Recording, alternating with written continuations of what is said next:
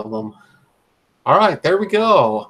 All right, well, welcome everybody again to Astronomy Daily Live. It's 2:01 UTC. Running a little bit late. I was actually just sitting here and had to adjust the volume a little bit, and wow, running incredibly late. So yeah, but welcome everybody. Come on in, join the ever-growing crowd of folks who just like to get together as often as possible and think and talk all things astronomy for, a little while. We try to keep it to about an hour. It usually goes over because, with astronomy, there's always just so much to talk about. It's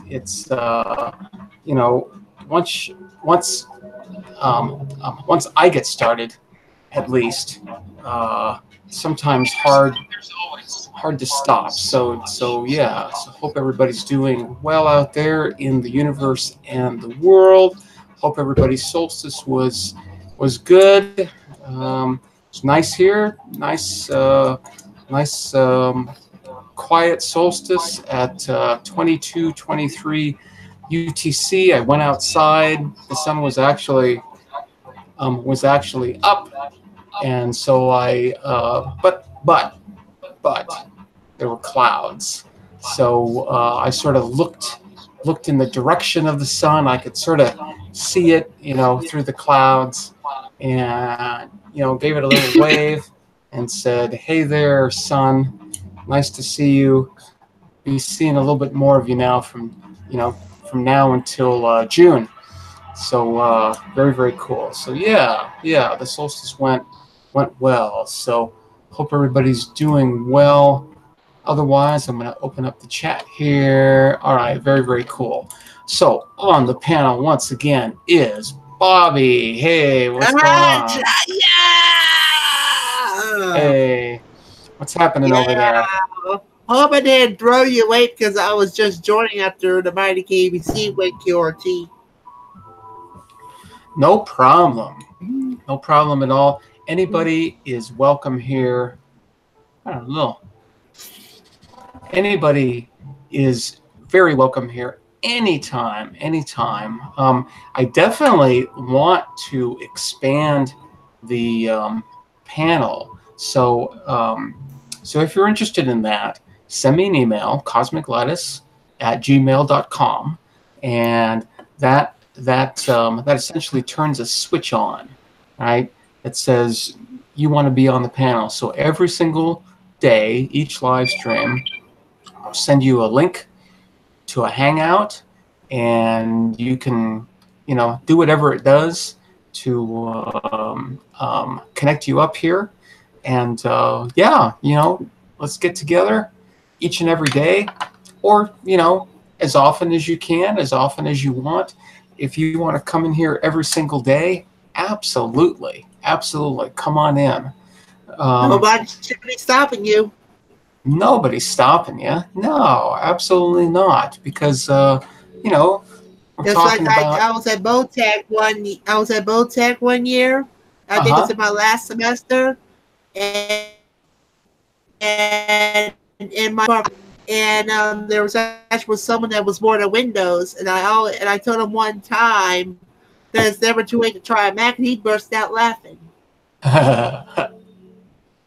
Pretty good. So yeah, come on in. Everybody is welcome here, whether you're new to the science of astronomy, or whether you're an amateur, some kind of advanced amateur. Even the pros, right? I mean, especially the pros are welcome here. Let's get together, chit chat about your work, right? Whatever. And Mac was good during the time I was at BOTAC. They're still good today, but if you're planning on STOing with a Mac, I'm not sure if you're gonna have an easy time or a hard time with it. That's why I always find out better if you have either Windows or try putting Linux in GQRX. Cool. All right. Well, awesome. So yeah, here we talk about all things. All things. Tangents are good. Try to keep it to astronomical things, science, but we astronomers say the sky is the limit, and that is absolutely true. So very, very cool. So glad everybody can be here. What's up, Andy? Hey there, Andy. Nice to see you there in the chat. Hope everything is well over there. Yeah, everything is good here. So I did at least an attempt at observing the Venus occultation yesterday. I guess, was that yesterday? Yeah, I think so. It took place around 11:53 UTC, which for me, I'm on Mountain Standard Time. I'm in southeastern Arizona, and so I'm always 7 hours behind UTC. And so for me, it took place at about 4:53 a.m. So I got up about 4 or so and got everything set up. I was a little bit worried about frost. We've been having frost here in the mornings, and so if things sit out long enough, they're going to frost over. So I'm like, okay, I can't take the telescope out,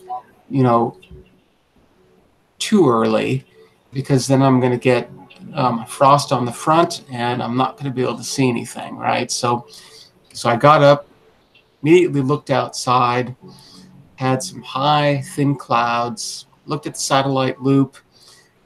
Thick clouds were moving in, right? Moving in, but they were still, they were about an hour and a half or so out. So, I'm sort of like, okay, do I do this? Do I not? And so then I went outside, right? I actually walked outside and looked around, and I'm like, okay, I got to do this. So timed everything such that I could get the scope out, get the computer out, get the webcam out, do my star alignment, and have time, right? To sort of set the camera up, make sure that was all okay. And as soon as I did all of that,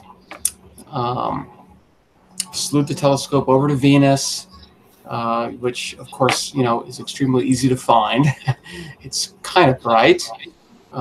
It's actually about magnitude -4.5 or so. So it's very, very bright. It's typically behind the sun and the moon. It is the brightest object in the sky. So extremely easy to find.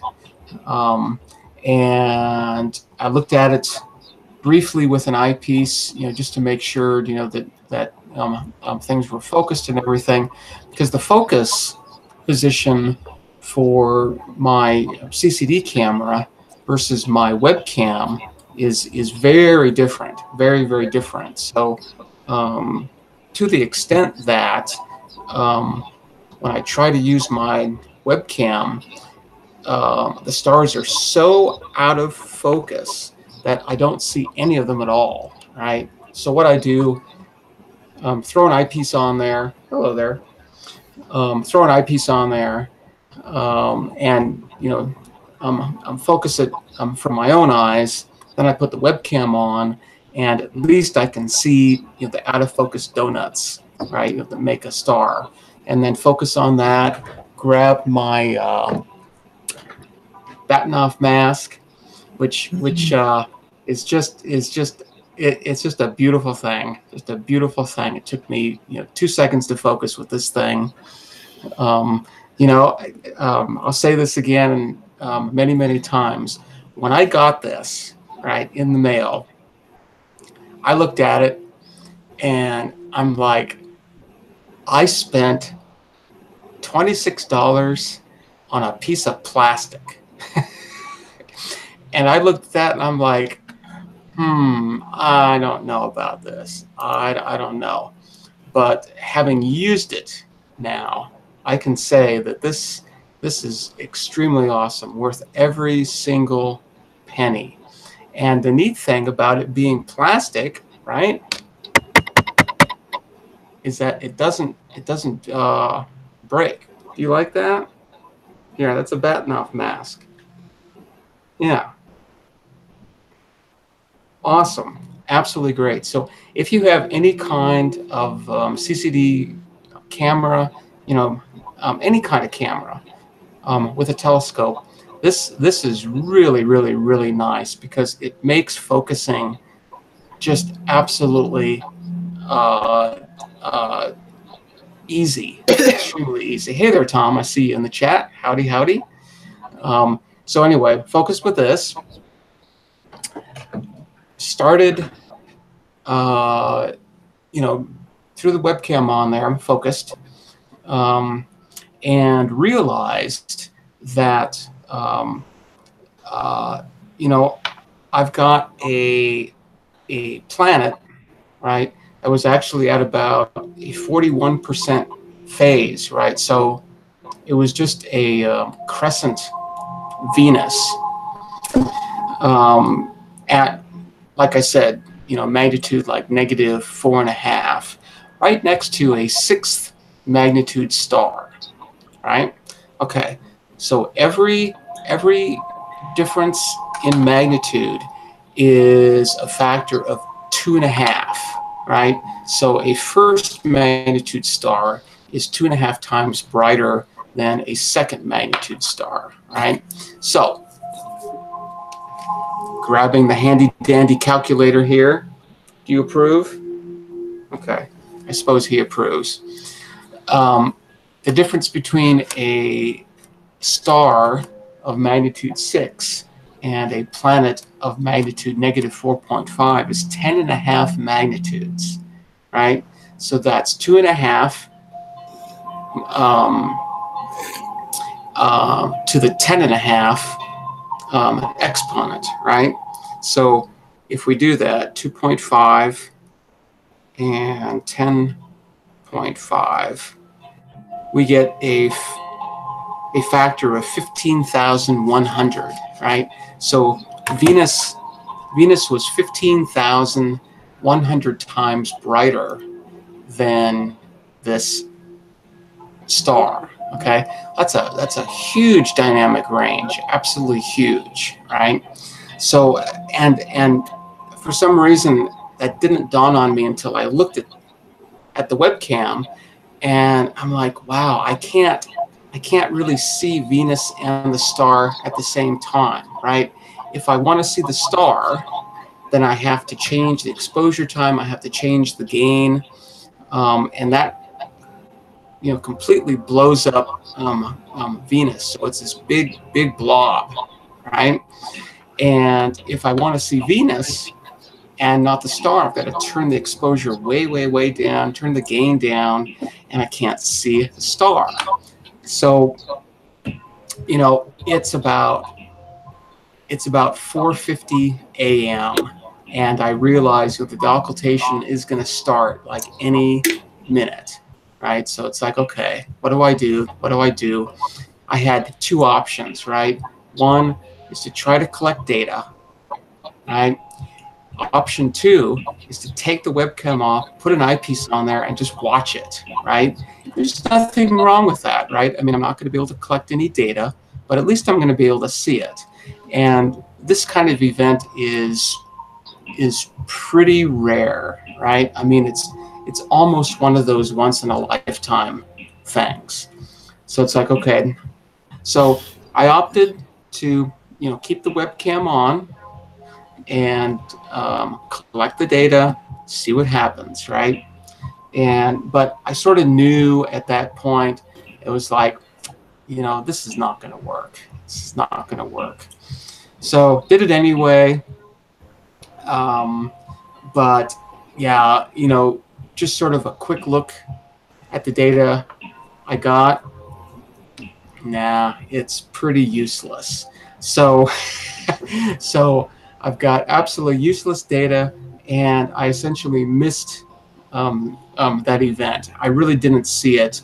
I mean, I saw the star sort of reappear, sort of, um, but no, that was really really sad. On Now, top, Cosmic, uh-huh. for the 24th and the 25th, are you doing any live shows then, or you're going to wait until the 26th or the 27th?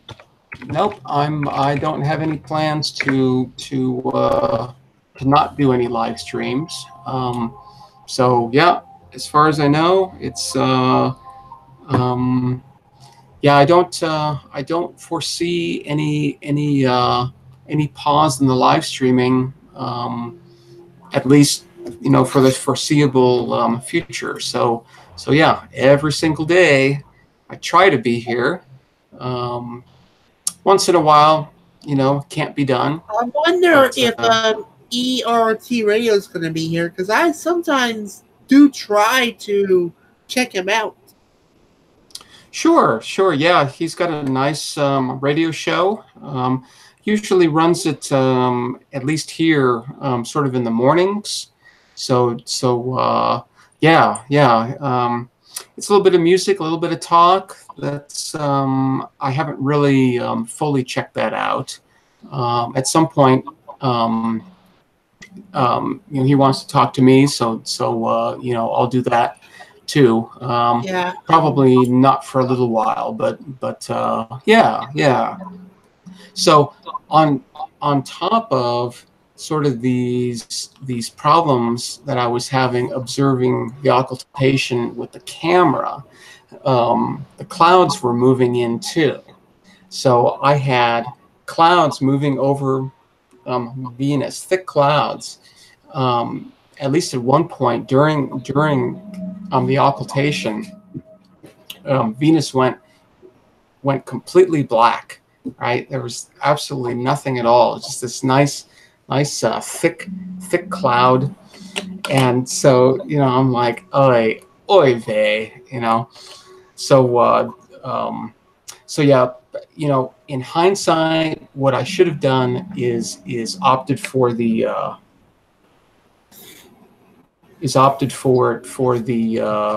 slap an eyepiece on there and just observe the event, maybe get some timings that way, right? I mean, I still could have done some timings. I had the shortwave radio out there tuned to WWV, and I was getting a nice clear signal from actually both. I think they're on Kauai. The lady's voice is Kauai, and then the man's voice is up from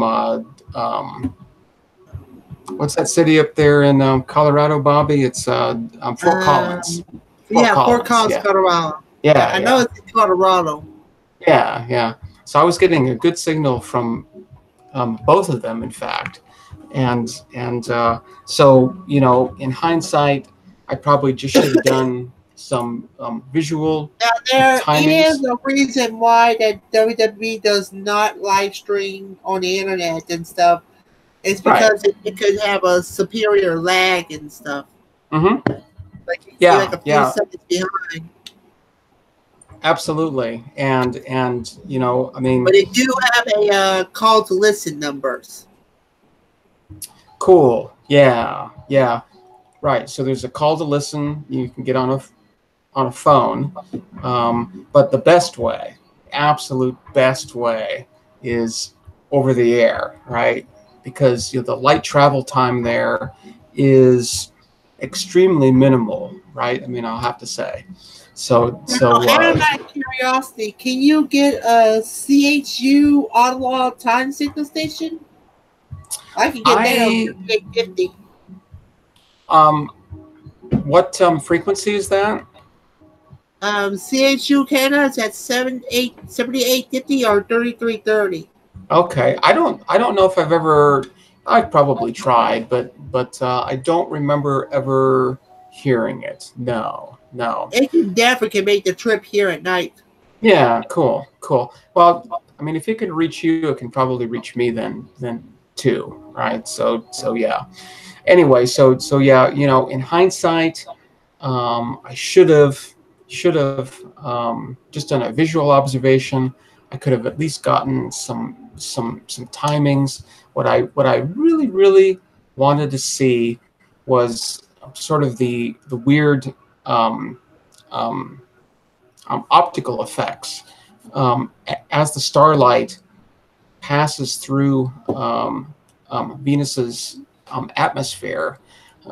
There probably were some pretty cool looking uh, um, um, like effects caused by the atmosphere itself that I just completely missed. So I haven't seen anybody post any pictures or images or any kind of information at all. But I haven't really No looked either. occultations on cloudy nights? Um, I haven't even looked. You know what? Let's do that. Let's go And and maybe if they have a picture of the Ritland as well, the 46B. yeah. Um, so let's go over to, I'm going to set up Cloudy Nights here, cloudynights.com. If you aren't aware of Cloudy Nights, please go over there and check them out. They are really fantastic. A great community, mostly amateurs, but there's nothing wrong with that, right? Let's do Venus. Oh, okay, here I'm going to share my screen now before I forget, lest I forget. So sharing my screen, hiding that. Okay, so here's cloudynights.com. I'm going to do Venus occultation. See if anybody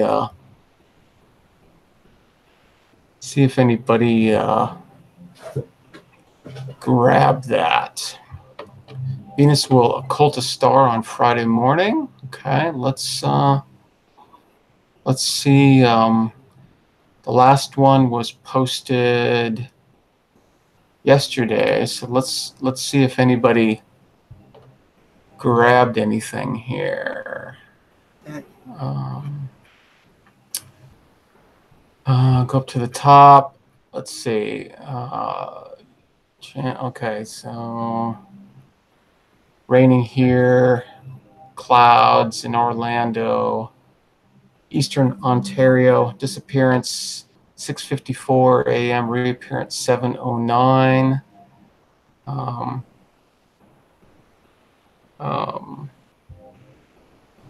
So hard to see it because twilight was sort of in the way there, but saw it.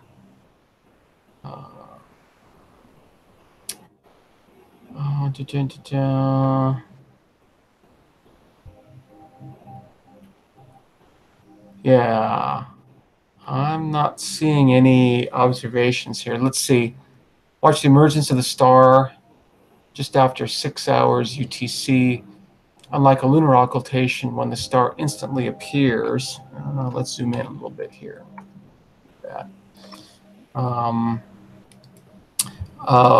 The star grew in brightness from barely visible to quite obvious over a couple of minutes. Wow, that's great. Should use a bigger scope. Yeah, don't need a bigger scope. So nice. So this person, Steve OK. It's kind of like a bit weird. There's actually no photos and stuff. Well, that's a tough one. Tough one for sure. But yeah, he saw something he's never seen before in nearly 50 years of observing. So that's fantastic. Those are the kinds of stories I like to hear.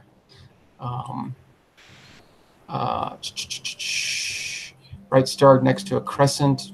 Shortly after seeing the end of the occultation, I could see Jupiter and Mercury. Yeah, of course.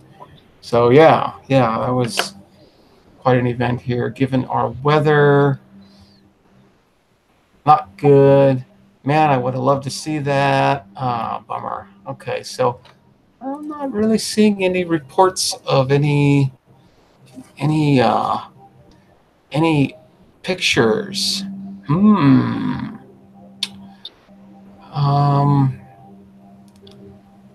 Yeah, see, this was all done later. So, yeah, wow, no reports. No reports here at all. Let's go over to these guys and see if there was anything at these links. Oh, we're going all the way back here. Let's go here. Let's see if there's any reports here. There might be, there might not be.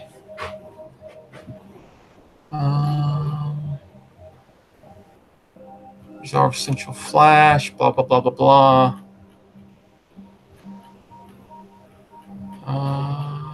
Nope, I guess I'm not seeing anything there either.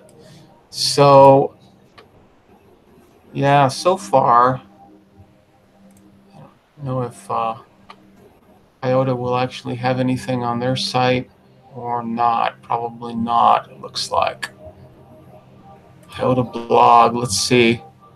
Really, really quick. Yeah. I'm not seeing much. Yeah, so really no info. No info on this. Yeah, so that sucks.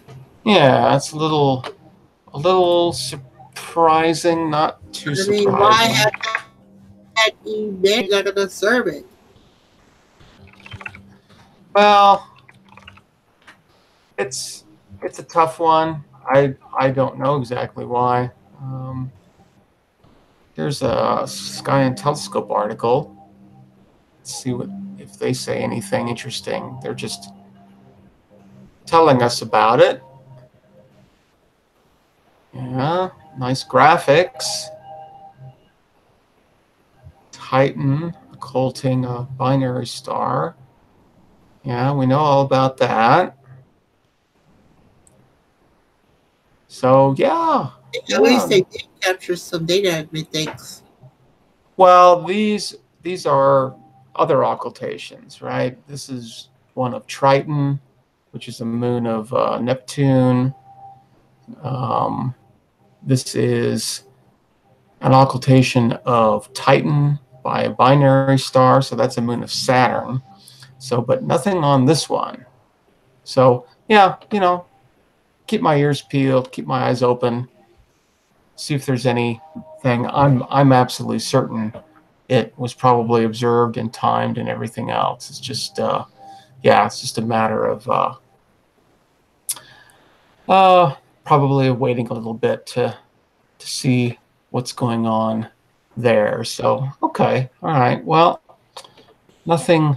So, yeah, for me, I definitely would have gotten a better view if I just would have looked at it. But that's sort of a lesson learned. I, you know, like I said, you know, as soon as I saw it with the webcam, I'm like, wow, I'm going to have a problem seeing them both at the same time. So, and, you know, of course, in hindsight, which is also, well, almost always extremely clear, right? 20/20 hindsight, they say. It's like, yeah, you know, it's a factor of 15,000 times. It's like most cameras are going to have a hard time with that. So, yeah, you know, even a different camera wouldn't really have changed anything.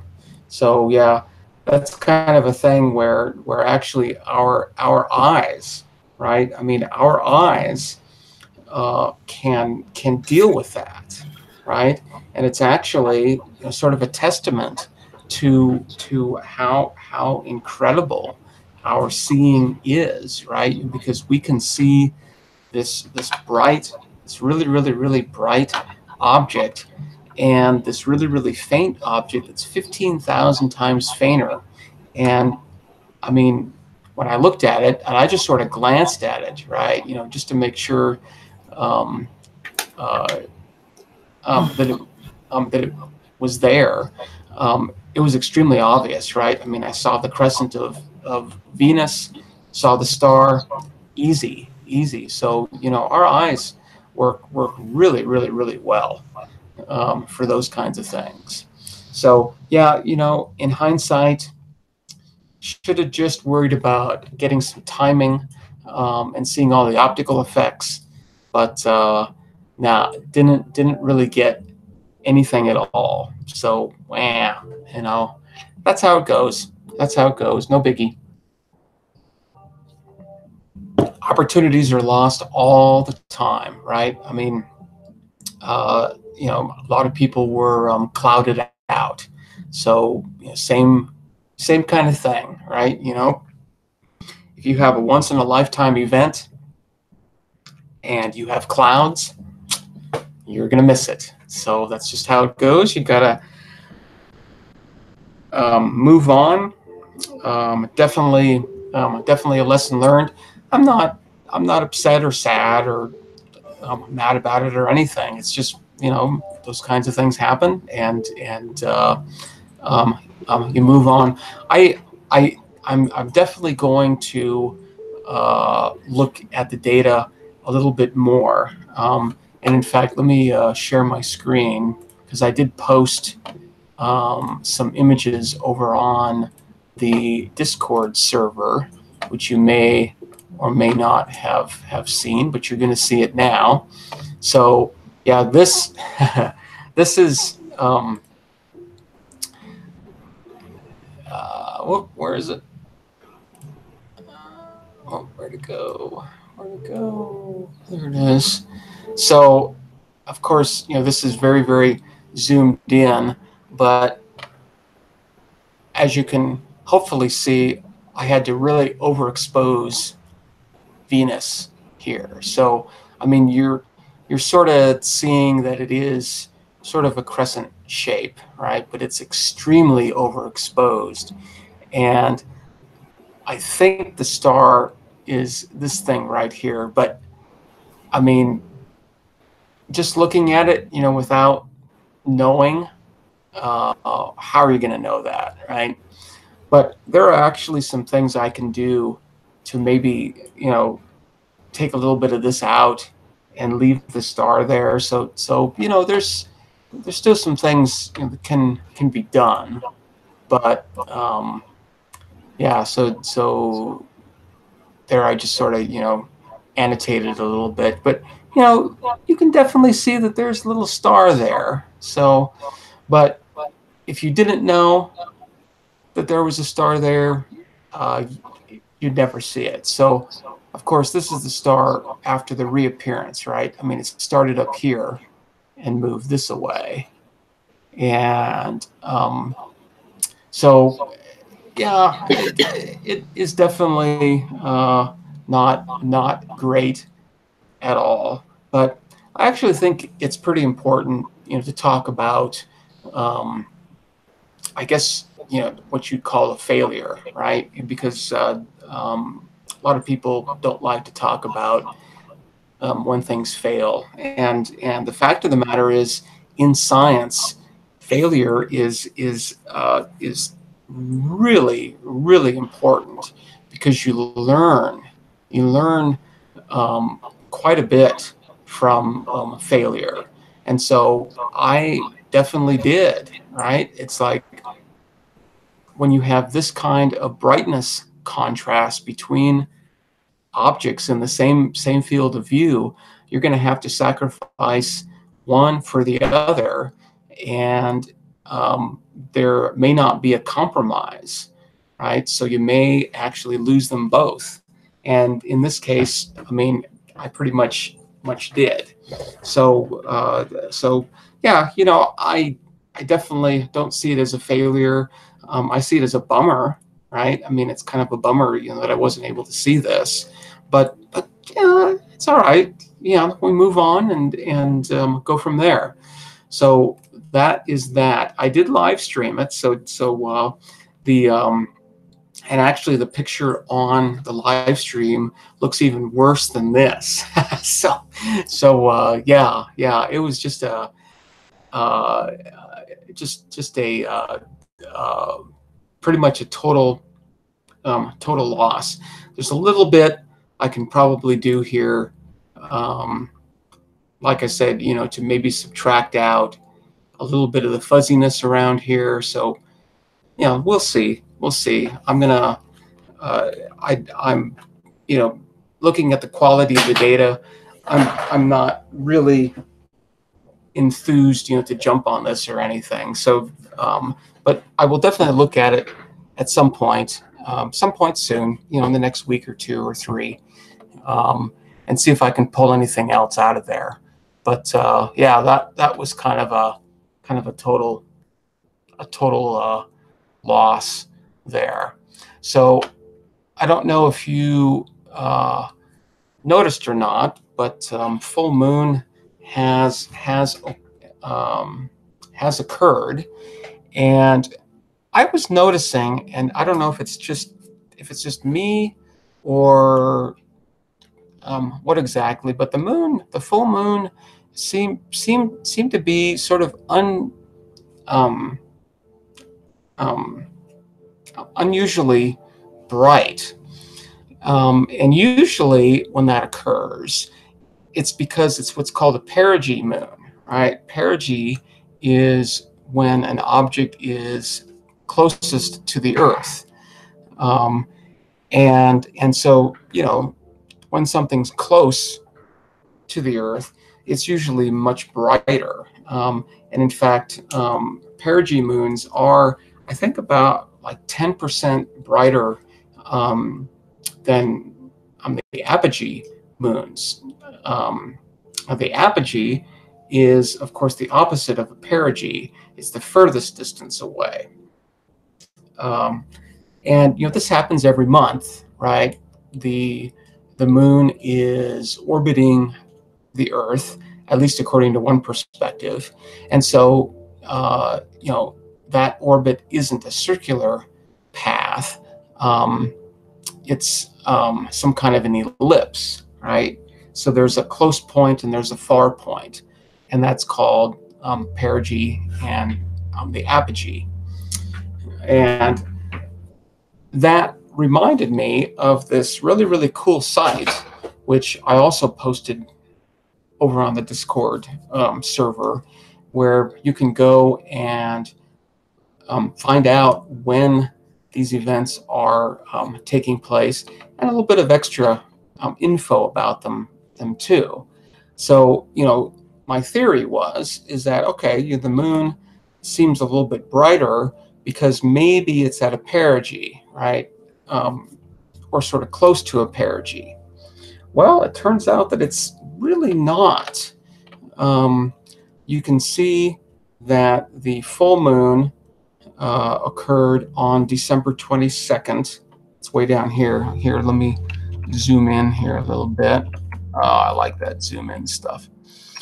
So, full moon occurred on December 22nd at 1750 UTC.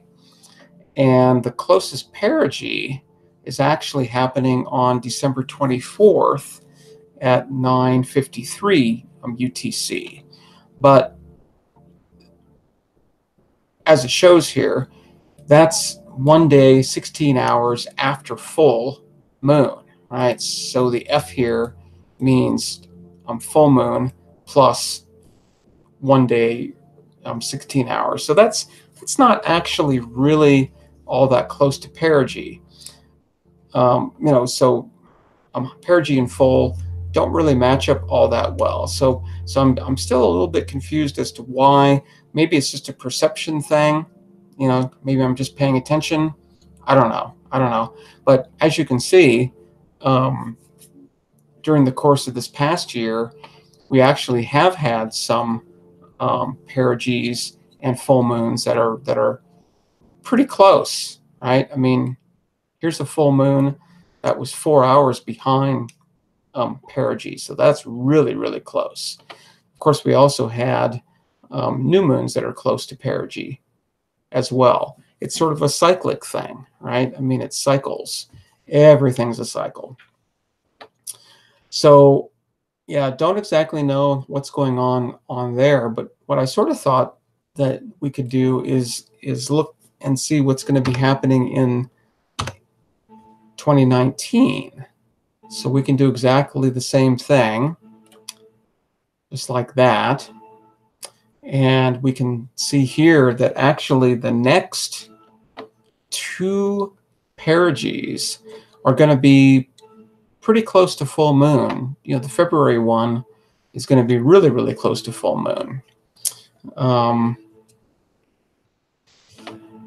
So pretty cool, pretty cool. I really, really like the fact that, you know, they give distances here too, you know, so you can sort of get an idea about how close, you know, the moon actually gets, and of course how far away it gets as well. So it definitely is not a circular thing.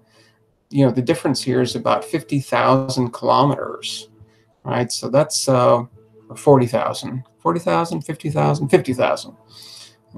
Something like that. Varies quite a bit. So yeah, it's you know, whenever I see a bright moon, I always wonder if this is a perigee moon or not. And this full moon, turns out that it isn't. So I'm not quite sure why it looks as bright as it is, but you know, here's all the info, so easy to check those kinds of things. I wonder if we can find a image of a perigee moon. See if we can find, yeah, here we go.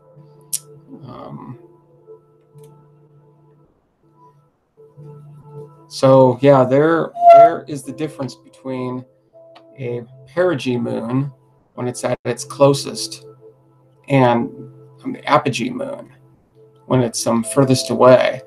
And you know, that's a significant difference in size, right?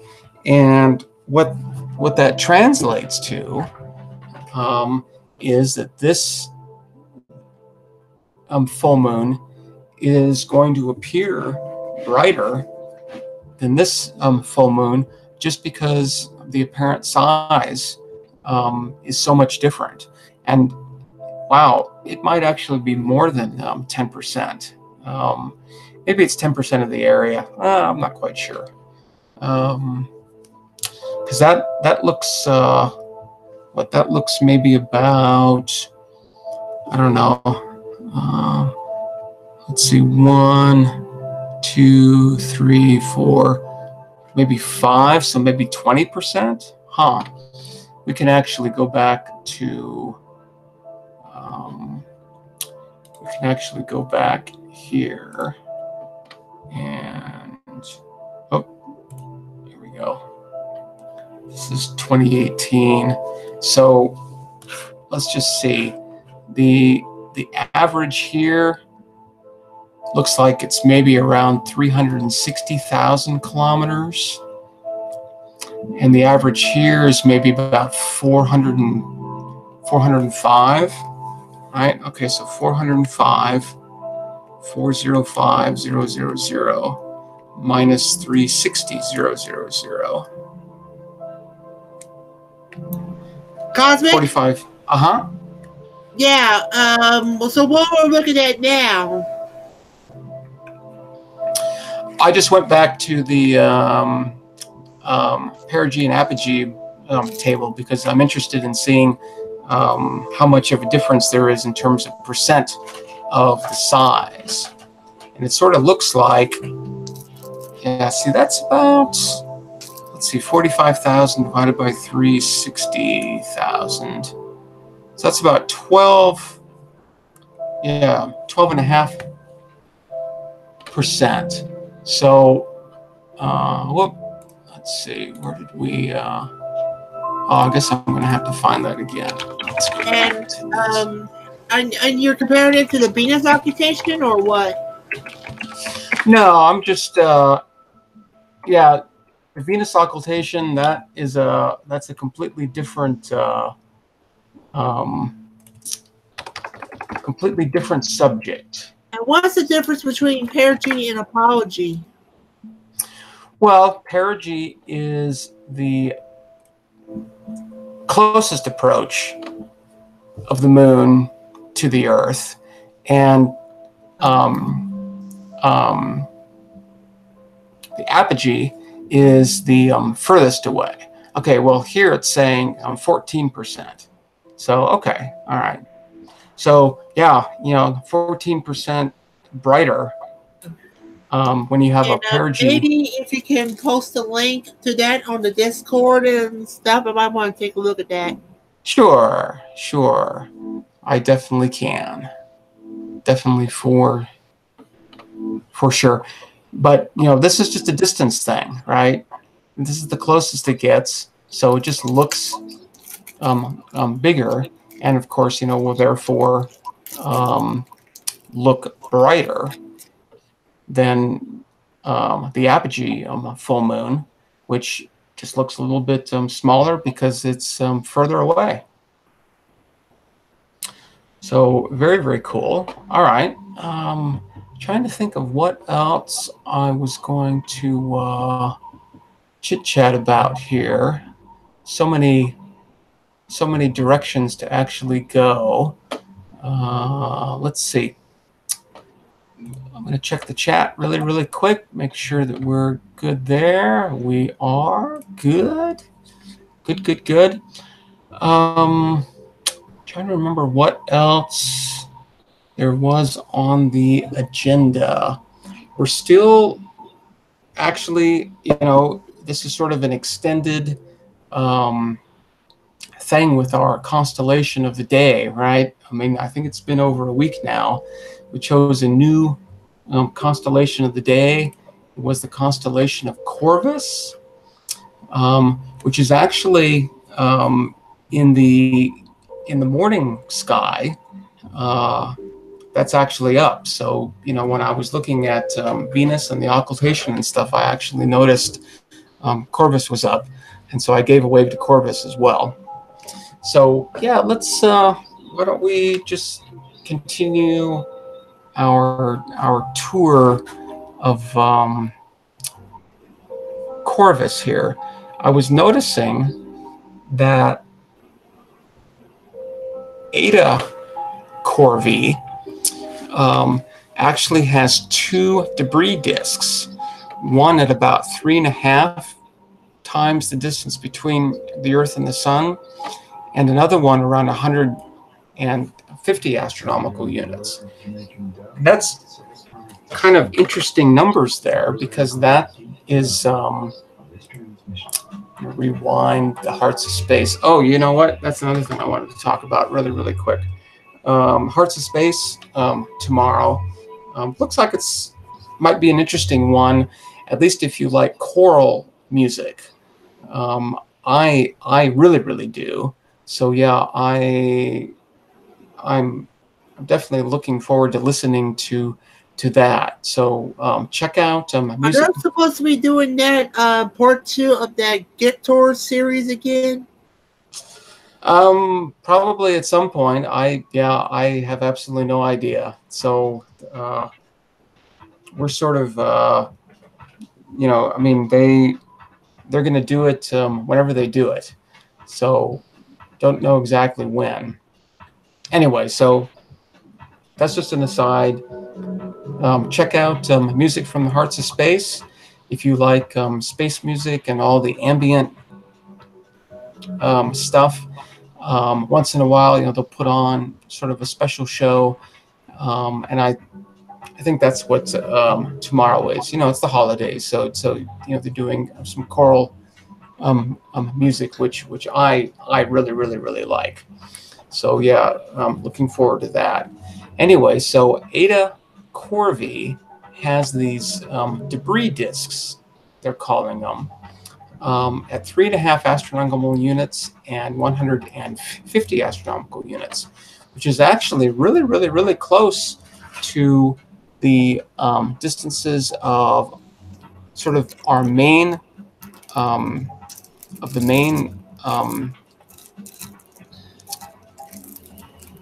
belt of asteroids that we have around us. And also, these guys at 150 actually really closely match the distances that we're finding all these trans-Neptunian objects at. So actually surprisingly similar to our own solar system. Kind of neat. It's a different kind of star, right? It's an F2, so it's a little bit hotter than our sun.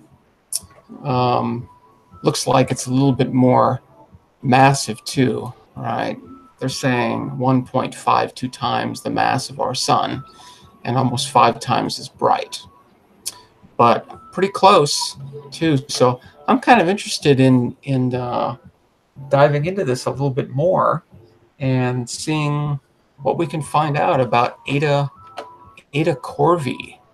So what I always like to do is I like to go over to Simbad, one of the great astronomical databases that we have access to. It's not the only one, but I like this one especially. I've been using it for years and years as well. Okay, so they're calling this a high proper motion star, which just means that when we look at it, the star seems to be moving pretty fast. And yep, that is pretty fast. 425 milliarc seconds per year in right ascension and 57 milliarc seconds per year in declination. So this negative right ascension here means that it's moving west. All right, it's moving west and it's moving south at a pretty good clip, right? We can do a rough estimate there and go 425 squared plus 57 squared. Really rough estimate. Take the square root of that and we get 428, almost 429 milliarc seconds per year. All right, I've got to go play doorman here. I will be right back in like 5 seconds. Hold on. Where'd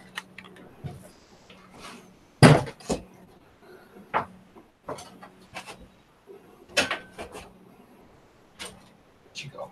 Come on, hurry up.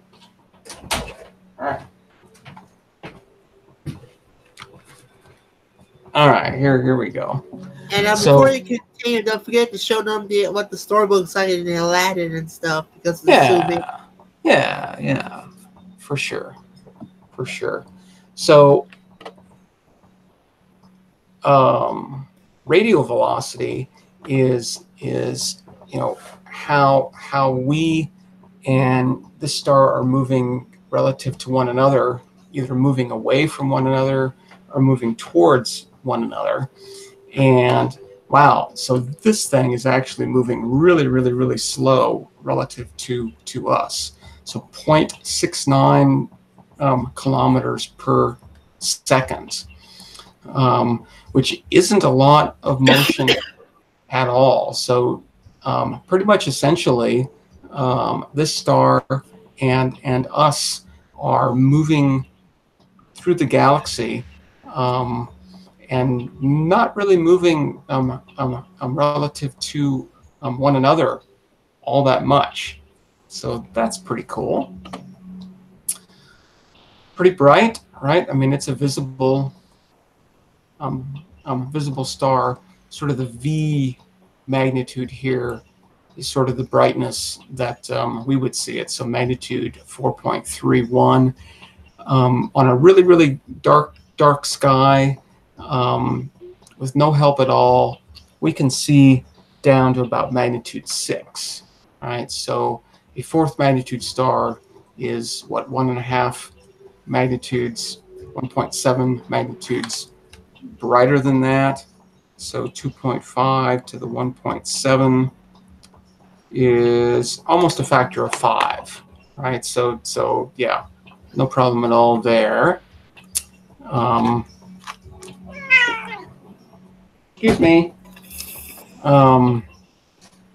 Bunch of different names, of course,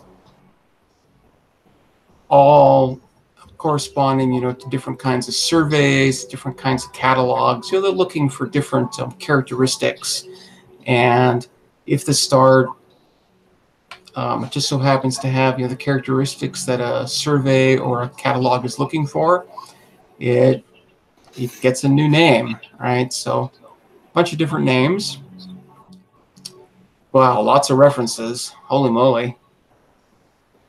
Quite a bit there. Ooh, there's a diameter measurement. That's hey, don't forget to show me Aladdin. Yep, definitely get to that. So pretty close, all right? 17.96 parsecs. Let's see, 17.96 times 3.26. So about 59 light years away. That is right next door. Right next door. It's kind of interesting. They actually have a measurement of its diameter, 1.13 million kilometers. Now that's kind of interesting. You know, one of the nice things that I like about Simbad is that they have, you know, these references that supposedly go with this data, right? So we can actually pull up the reference here and see what they did. You know, how'd they measure the diameter of the star, right? How'd they do that? Well, let's see if this will do that for us. Who knows? All right, let's pull up the actual paper here, and we can read the abstract and whatnot. Hopefully, it's available. Should be. Yep, right from archive. I'm just kind of curious to know how they measured the diameter of the star, because this paper is all about debris disks. So how do they do that, huh? Let's see. Debris disks around main sequence stars are signposts for the existence of planetesimals and exoplanets. So they've identified 146 stars within 120 parsecs of Earth that show excess emission at 60 microns. Now, 60 microns is a wavelength, right? But that's a thermal wavelength, right? That's very, very, very infrared. It's not quite sub-millimeter. It's still, you know, calling it an infrared wavelength. But I guess the fact that they're seeing emission at that wavelength, you know, there's actually seeing heat, seems to imply, you know, that maybe there is a debris disk around these. But what I'm interested in knowing is, how do they measure the diameter? So let's dive into this a little bit. So this guy was, oh man, my memory is. What star we're looking at again? I forgot. Well, that's exactly what I was just going to look up. So I don't remember either. Eta Corvi, Eta. So let's just do a search for Eta. Let's see if that comes up here. Planetary, obtained, detail. Okay, we're not seeing it that way. Let's see if there are any like tables or anything like that. Well, we can also CORBI, huh? Yeah. So no diameter.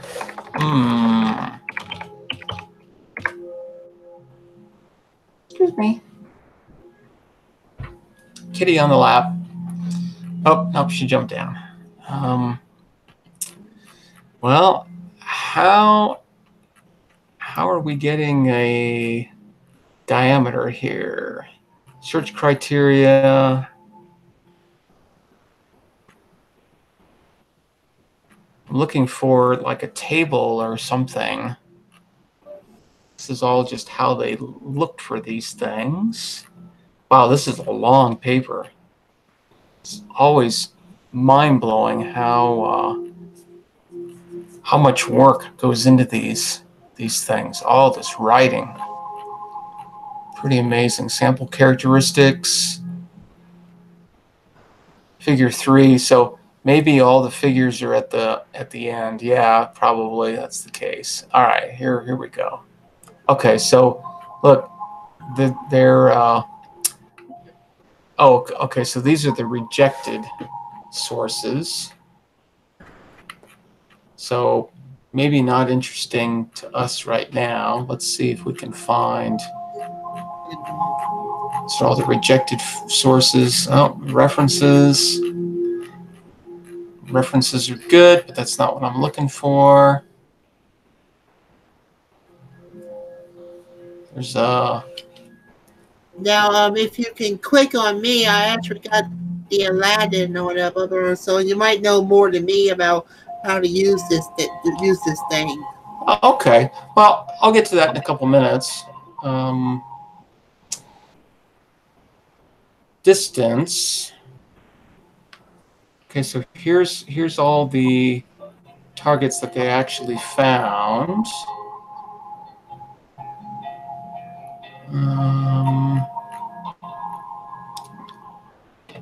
Dust radius.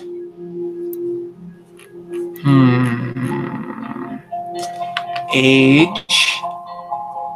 versus dust mass. Age versus dust radius.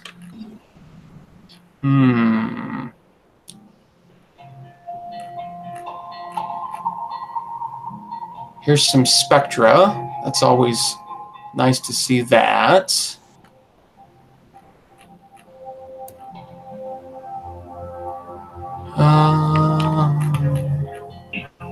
Okay, so here's our list. So let's see. Does it have an HIP number? Yeah, 61174. Let's see if we can find 61174 in this big list here. Oh, there it is, 61174. Yay! Okay, so what have we got here?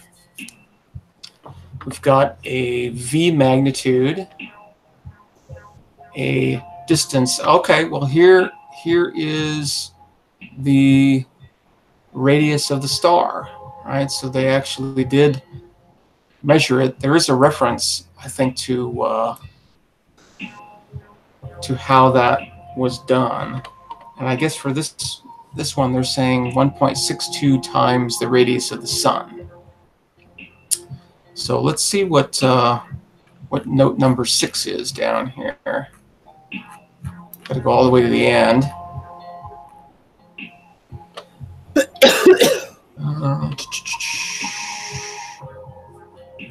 Oh, well, did I read that right?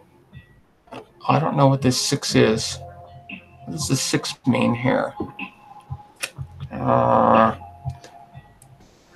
This is the kind of thing that you just have to go through. You got to be patient with yourself and try to figure these kinds of things out. I don't know what the 6 means here. Now I did the Sinbad. I did Sinbad for the first time. Is it ETA CRB or CORBI? I think it's CO.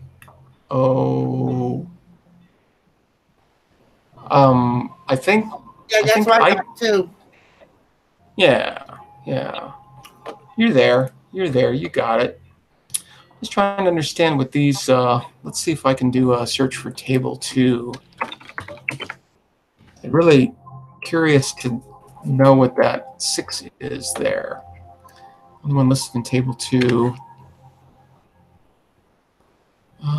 Include 5 objects, including 51 out of 58 stars from paper 1.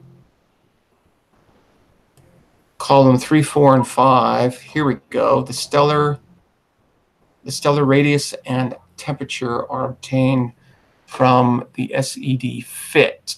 Okay. Okay. All right. All right. So what they're doing is they are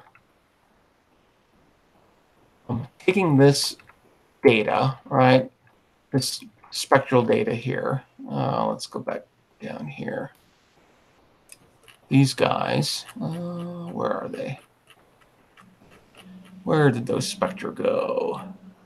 Where are the spectra? There they are. And they have created models, right? And they've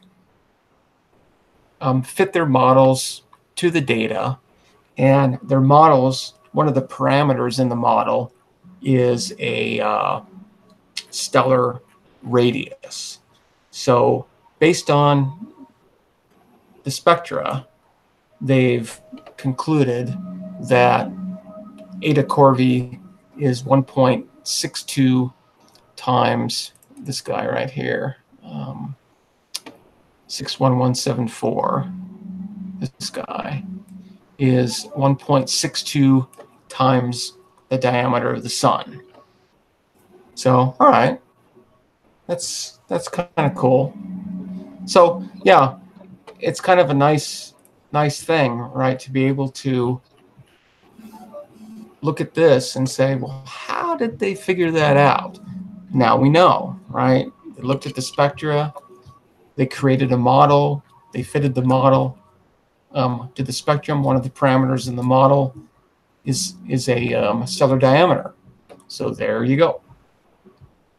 So the velocities look like they're all over the place. Not a lot of coherence there, but yeah, you know, a lot of them are around, you know, like -4-ish or so. Okay. Proper motion, yeah, quite a bit. Temperatures agree pretty well, around 6,800 degrees Kelvin. Parallax, which is sort of an indication of distance, looks pretty consistent. That's always nice. So cool. Cool. All right. Let's there's a lot of references here. Wow, I'm not even gonna try to get into that. Let's take a look at the sort of the area around the this. Aladdin area, I found another star that's brighter. Like if you zoom down stuff. Not surprised. So which one actually is Eta? Did we let's see, Corvus constellation. Which one of these is Eta? I think it's that one, right? Or is that Epsilon? I don't. It's all Greek to me. I don't know what the. Well, I'm going to really cheat and Greek letter Eta.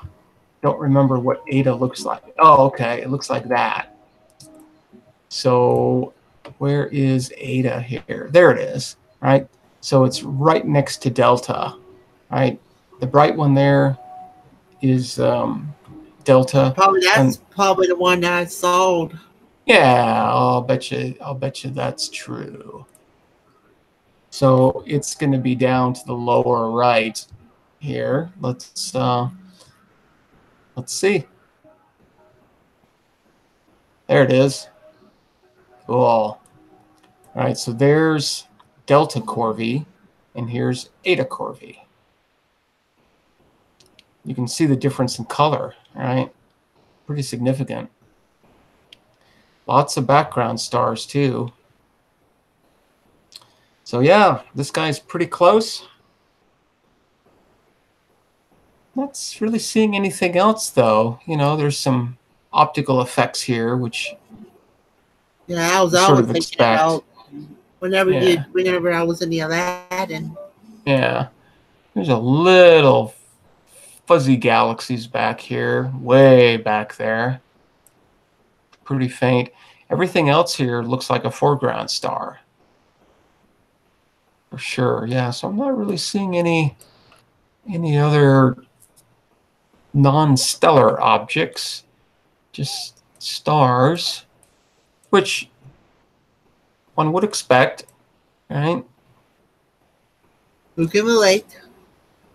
So cool, cool. So yeah, you know, some debris disks around that sort of implies, you know, maybe planets. You never know. Never know. So cool. Well, I'm looking at the time and I'm noticing that I think it's about time to get on out of here for today. So I'm going to stop sharing the screen. We're going to continue with Corvus a little bit more. I think there are a few more interesting things to take a look at there. But yeah, you know, so much to do when it comes to astronomy, and we can just go on and on and on. So yeah. But for now, I think I'm going to pause and pick this up again tomorrow. One more spin of this little planet. And we'll pick this up again, do more astronomy, you know, think and talk astronomy a little bit more. Now I'm wondering if we're going to be Tomorrow. talking about the Santa tracker. The Santa tracker, I suppose we probably could.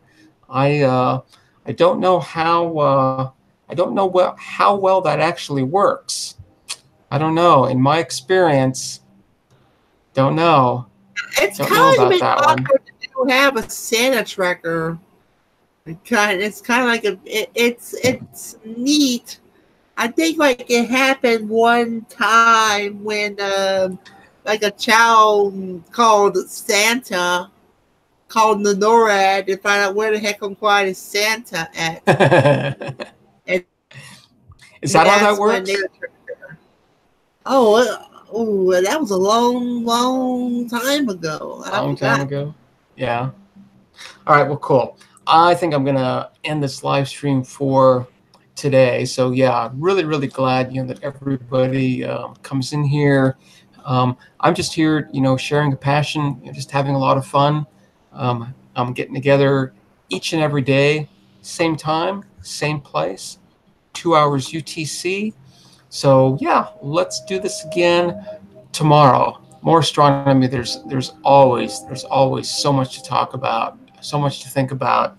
Unbelievable. So yeah, let's do it again tomorrow. So I will see you in a little less than one spin, a little less than 23 hours from now. I'll be back. Make sure to join me if you like. Share this around, you know, do a thumbs up, thumbs down, make some comments, subscribe, hit the bell, etc., etc., etc. All right. Well, take care, everybody. I will see you on the spin. See you later. Bye.